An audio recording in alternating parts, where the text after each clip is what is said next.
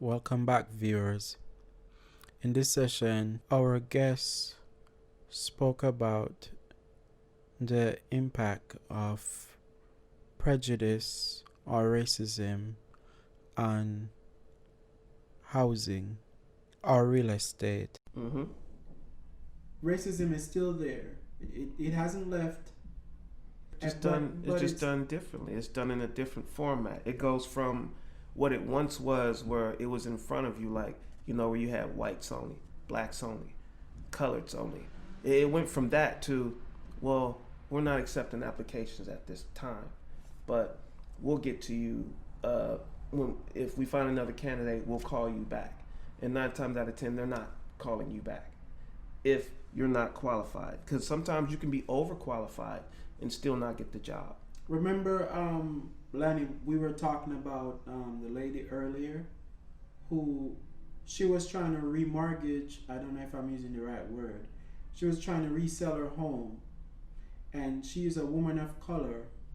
It was this news program. I'm not going to call their names, but she is a woman of color, and she had her husband and a young child. Who the child is of color, but the husband is white, and she got a lower rate on reselling her home or remortgaging her home. You talking about based off the first appraiser, the first person that went yes, and checked out the house and said, yeah, well, this is what I can offer you. So usually what happens is, because when they see us coming, they already still have this in play, even though it's an unsaid, unwritten rule according to how things go in real estate. Like they'll particularly tell you, if you don't have money, or if you're not like one of the in crowders or an insider, they basically will tell you, hey, look, I got an apartment available if you're of a different descent. It's like, okay, well, check this out. We got an apartment right now. I can give you the keys. I'll show you 2 apartments. I got one that's a 2-bedroom. It's ready to go right now. And I've got another one that's down the hall, which is also a 2-bedroom, but we're painting on it. But we can get you in the next month and a half. So when would you need to move in? And then the second person that will come in, that is of African descent, that will come in, and they'll have those same 2 apartments that they won't even talk about. They may say, oh, well, we'll have some available soon. Right. But they won't say what apartment. They won't say if it's ready. They won't say what the price is. They won't say any of these things. Sometimes redlining is still there. And this happened this year. I think that news that we saw was this year. This is not anything from the 18th century that we're telling you. This is right now, this year, that this is going on. Yeah, it and is. Every time I see stuff like this happening, I'm in shock. Our voices are never heard until this like overwhelming evidence.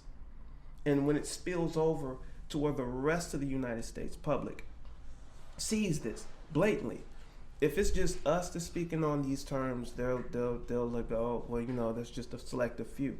But once everybody else sees it, like for instance, when George Floyd got killed, do you realize America heard us for so long saying, stop shooting us? But wait, I believe, in my perspective, that a lot of people saw this because of the pandemic. There's a lot of people who were at home and they were forced to see this on their television screens along there with their children. So they had to face the topic on a personal level and on a community level. That's my perspective as to why there's so much hurt being shown. It's because it's more public than ever before. Now, we've been told so many times often, slavery happened so long ago, get over it. Reparations, you don't deserve it. Nobody's alive right now that we can even pass that down to. But when you look at the companies that have gained all that power and their money and their capital from it, and it was passed down, that's kind of hypocritical. So that's basically what we meant by, the things that you see that comes with the territory. So you just have to sometimes go through stuff just to see what's going to happen on the other side. And to be in all honesty, I mean, we weren't always alone in our fight. And I'm going to be honest with you. We've always had at least some others that are non-blacks. And then we've had some blacks throw us under the bus.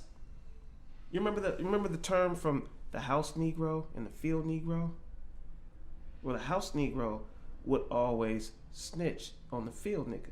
Mm-hmm, I heard about that. Because the field nigga would actually be trying to, process the idea of, look, we need to get off this plantation. This is not working for us. We're not benefiting from this. Our first fruits of our labor, our children are being sold. My wife is being raped in front of me. I'm being, degraded as a man. I cannot protect my family.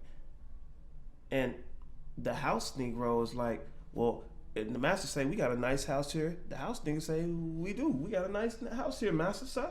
And so, he cares more about the master and the master's home and the master's crumbs and the master's family than the master does his own self. So we have this ripple effect that was already separating and dividing us for centuries. And, it's been like that forever, through tribalism. And it wasn't it didn't just start, just at slavery. It was tribalism. I want to leave the key question: what did we ever do to hurt you? That's the one question that they never answered.